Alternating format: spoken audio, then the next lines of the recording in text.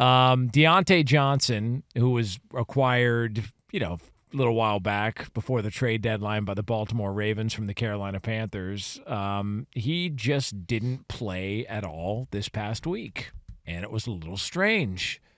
And people were trying to figure out, okay, what's going on? Why didn't he play? And apparently it turns out that when he was asked to go into the game this past week, he refused to do so. And it was a game where they probably could have used him. He hasn't been heavily involved in the offense this year since he's arrived in Baltimore, but they probably could have used him because Rashad Bateman missed the second half because of the injury. So what you're saying is y'all only wanted to use me because y'all didn't have Rashad available? Yeah, well, Deontay Johnson's been suspended. The Ravens are on a bye, but he gets suspended for the Week 15 game by Eric DeCosta, the GM there, and company. So they decided, all right. So conduct detrimental to the crew. This is what I don't understand, and I'm trying to understand it, and I'm trying to see it from Deontay Johnson's eyes. But maybe it's because I'm not an NFL player, and I don't have this ability. But I would think if you were able to get away from a full-blown 5-alarm diaper fire like the Carolina Panthers and find yourself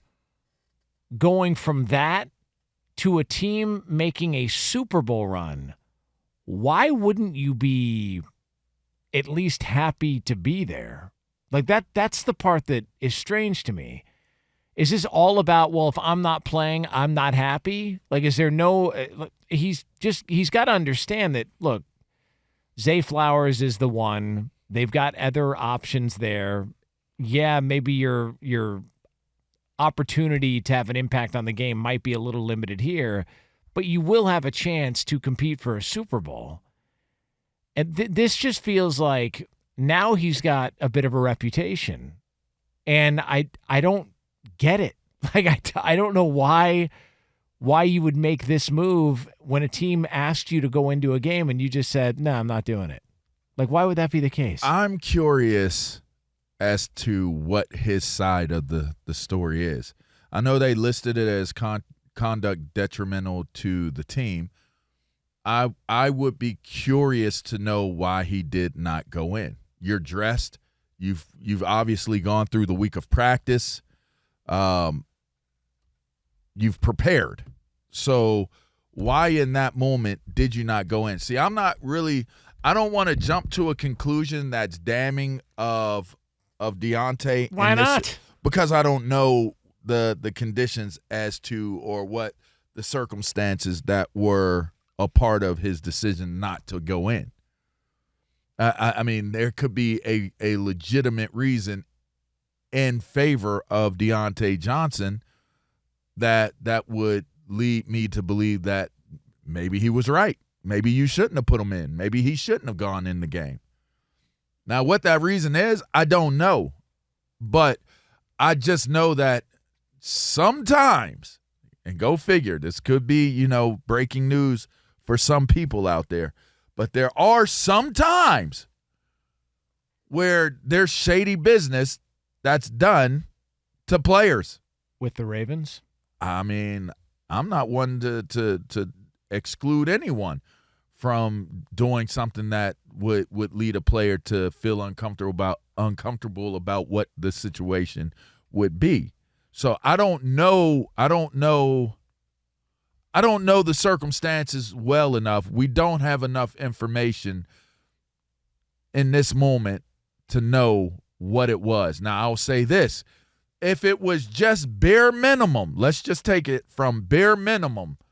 You're a player, you're on the roster, you went through the week of practice, and you're not playing, but now all of a sudden you get an opportunity to play and you say you don't want to go in, I get it.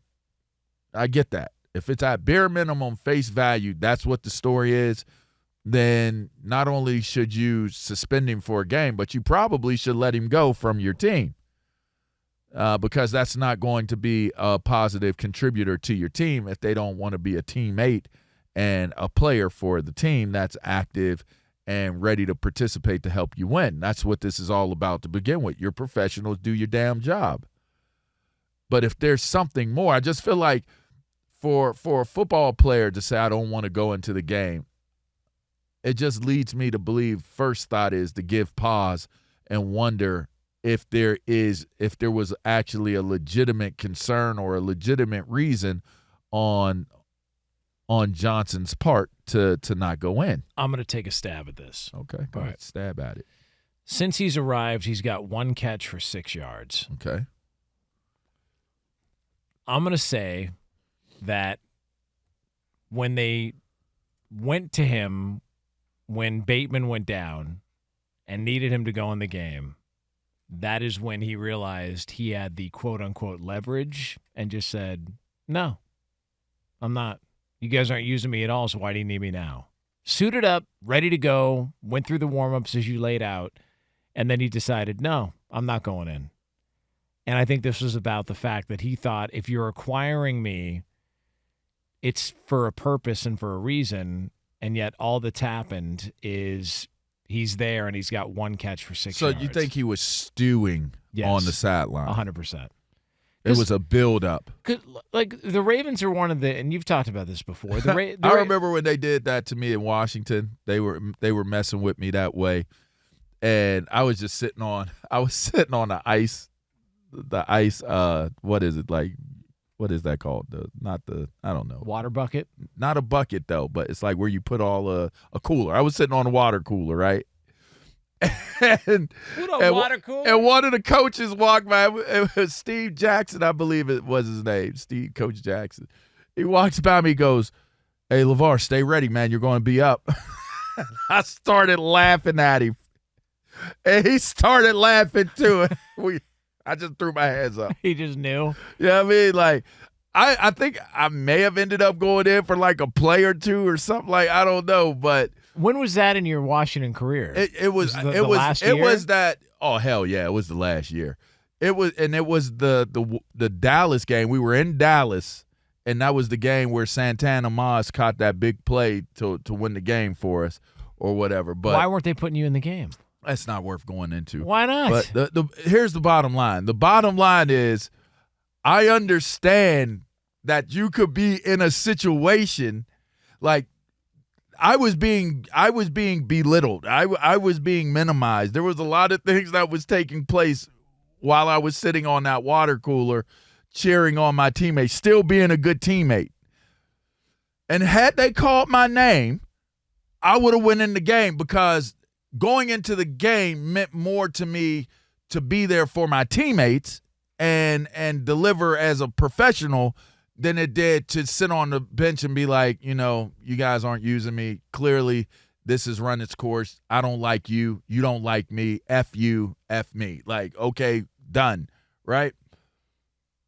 But this is a game. This is a game where your team should matter enough. Now, with Diontae, that's not necessarily the case. He just got there.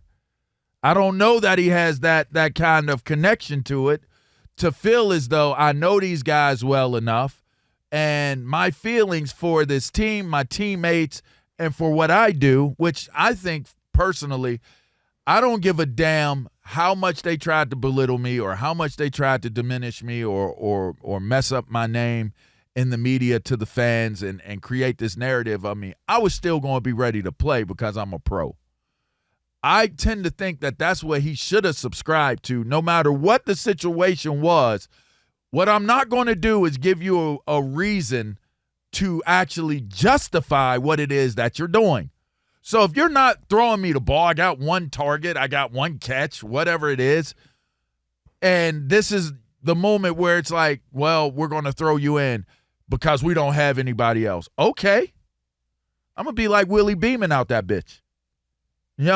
Oh, you told me to do it this way. You told me to do it that way. I'm going out there. I'm getting open. Lamar, right. Get me the ball. I got you. Because I'm going to, in that moment, I'm going to take advantage of what is considered to be what should be perceived as an opportunity. Because now if you're one of his teammates, aren't you looking at him going, we needed you, dude? Like, that was a big – and look, it doesn't mean that Deontay Johnson goes in the game and all of a sudden Justin Tucker can make kicks. Like, that's not – it's not like maybe that was the difference between them winning or losing, but it does send a message. You never know. it does send a message that, no, We don't listen, trust you. I'm not going in. Like, you've done this show when you've had other things more important than this show going on, correct? Yeah. A lot. And you know I have. Yeah. Oh, hell yeah. But the reason you do it is because You're a pro. and there's people show that are up. there's people that are depending That's on right. it getting done. And you address that later, and it feels like this is something to where if this is what it is, and again, you don't want to jump to conclusions, but that's my guess is that he was stewing a little bit because he felt like he wasn't more involved. If that's what it is, then it's a very, very undeveloped way of handling being a grown man, of being an adult. You don't get very many opportunities to have a job where he makes the type of money he's making. You just don't. So I don't give a damn. At the end of the day, if you wanted to treat me that way, it's still a business. You have every right to do what you want to do, how you want to do it, and so do I. And one thing that I'm not going to do, if I'm Deontay Johnson and that's what it is, indeed what it is, then you got to make sure that no matter what it is you're doing, you understand that there's a level of professionalism and a level of integrity that you should bring to the table. I talked about that in the first segment of the show when I was talking about, my kids and being proud of my kids. Those are principal values that I believe us as a family have really, really taught and pushed and forced into and forged into our kids. Everybody's not going to be your friend. Everybody's not going to be on your side. Everybody's not going to be in favor of you having success. In fact, some people may not care. They may not even care enough. So in that moment, instead of you saying, oh, no one cares, nobody wanted to play me, and now you want to play me? No, I'm not going in. Like, if that is indeed what it was, if that's the truth of it, if that's what ends up coming out, then you know what? Shame on him. And it also sends a message to the rest of the league that, listen, you don't know if you can depend on this guy. You remember what McCole Hardman, this is always a funny one. So McCole Hardman left the Chiefs, signed with the Jets, wasn't getting playing time. Similar to this, there was some, dust-ups on the sidelines, et cetera, et cetera. And then went out and basically, after he left and went to Kansas City and back to Kansas City, went out and started trashing, the Jets and trashing the organization and all that. And then you had Sauce Gardner's and other guys from the Jets being like, dude, you were leaking game plan info to our opponents. Like, so if that's, and this was multiple players came out and said this against McCole Hardman, instead of, you could have just left there, gone somewhere else, and then just let it be. Now you send a message that I can't trust this guy. If it's not Kansas City, like, where are his options? And it's not like, Deontay Johnson's had some good moments, especially with the Steelers, and he signed with Carolina and all that, but it's not like he's a Jamar Chase looking at a $200 million contract potentially, or whatever it is that he's going to get paid in this upcoming offseason. This, to me, feels like it would limit your options, and all of a sudden there would be questions like, hey, man, if we want to go with you, are you going to be able to play even if the ball's not coming your way, or are you going to say, no, I refuse to go in a game when your team needs you? You best believe these organizations make book on all their players. Oh, yes. So if that is indeed what the case is here,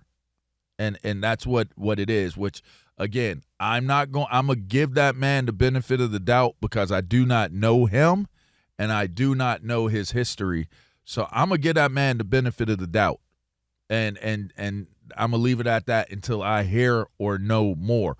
But for the sake of Sports Talk Radio and for the sake of the topic and the conversation, if it is indeed he was stewing on the sideline and his anger and his emotions were getting the best of him while he was waiting on the sideline, and his response to adversity was to not go into the game, then he shouldn't have got a one-game suspension, Jonas. You just let him go. You release him. I think one of the details I saw was that if they release him, then they wouldn't be able to get back the compensatory pick that they gave up. So that's part of the motivation, which it's a lower round pick, whatever they got in return, but that's part of the motivation for wanting to keep him. Otherwise, they would have just cut him. You want me to respond to that? Yeah. If in that moment, that is what Deontay Johnson did when you needed him in a game, I would not suspend him one game unless it was proper protocol to suspend him before we let him go. His ass would be off our roster. He would be gone. Yeah, look, I just remember, because if you start putting yourself in a spot to where you get a reputation, that's a problem. And I remember I got one of the best pieces of advice. It was one of the first pieces of advice when I got into radio. It was from a guy who was a mentor, one of the great people in the business, Jeff Biggs. And I remember Biggsy telling me, he said, hey, always be kind to the people you work with. Even if things don't go well and you end up parting ways, never burn a bridge, because you would be shocked how many of those bridges are connected to other ones. And if you're Deontay Johnson, you don't think people there, especially in the Ravens, who have one of the best reputations in the NFL, know people, know somebody. The fact that this stuff gets public like this, that's just a bad look. Like, that's a bad The fact bad that optics. you did it, because it doesn't matter if it gets public. The bottom line is that they make book on you, and that's going to follow you. Your reputation will follow you from whatever organization you leave, and it comes down to the relationships that you have, the credibility of others that have been around you who know you. There are a few things that will precede you in going to get another job in the National Football League. Not to mention, beyond the playing field, I tell guys all the time, you look at it from the player's perspective when you're a player, because that's what you're doing. But most of y'all not going to make it. You're not going to make it to a major Division I school. If you do, then you make it there. You're not going to make it to the next level. It's just the odds are against you to make it. But with that being said, there are so many opportunities, so many jobs that you could be a part of that would keep you within the ecosystem of the sport you grew up playing and you loved. But you have to be humble enough and you have to be aware enough to always put your best foot forward. Be on time for a meeting. You know why?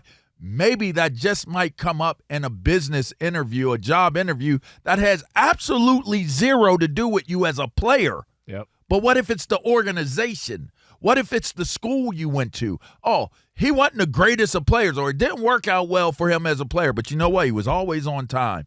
Dude always was studious, took notes, made sure he talked to his teammates, was a good teammate, was a good guy in the locker. Yeah, let's hire him. You can trust him. We can trust him, Johnny. We can depend on him. Hey, he's dependable, Joe. No, I'm just saying. But it's true, though. I mean, it's the point. I mean, the point is be always. My parents taught me a very valuable lesson, a very, very tremendously valuable lesson. Doing what's required is not enough. Doing what you're supposed to do is not enough. Always be building value. Always be building value. You want to know why I don't miss doing the radio? You want to know why I get my ass up and I'm always here 30 minutes before every single freaking day? Is it ego? Is because building the value beyond what I'm required to do is always the first thing that I'm thinking about. F a ego. I'm going to put my best foot forward every single day. Oh, you want, hey, well, you have, you guys have the option to be off this day, Who's in here? Who's in here? We got 7 days to work. We do 6. Who's in here? We don't have to do the weekend show. We're on the weekday lineup. We're on the lineup. But we still do it. Why? Because I'm always going to put more effort. I'm always going to bring more value. I'm always going to be focused in on being more than what's required of me, because if I'm just doing what's required of me, I'm replaceable. If I do more than what's required of me and I build the value beyond what was required of me, then now you got to take a look at the people that you may want to replace me with, and you got to be like, is that person going to bring the more like this person right here, that what LaVar is doing? And that makes it hard for an employer to move on from an employee. And that's the to me, that if that's what this discussion is about, that man made it very easy for himself to be replaced. Jerry Coleman, who covers the Ravens in Baltimore, good dude who has been doing it a long time there. He just sent me a message that said Deontay Johnson's current numbers in Baltimore are 1 catch and 1 suspension. So at least we're off and running. It's not good math. It's just not good math. So yeah, that is the story from Baltimore. We'll see how it plays out after the bye week and after his 1 game suspension.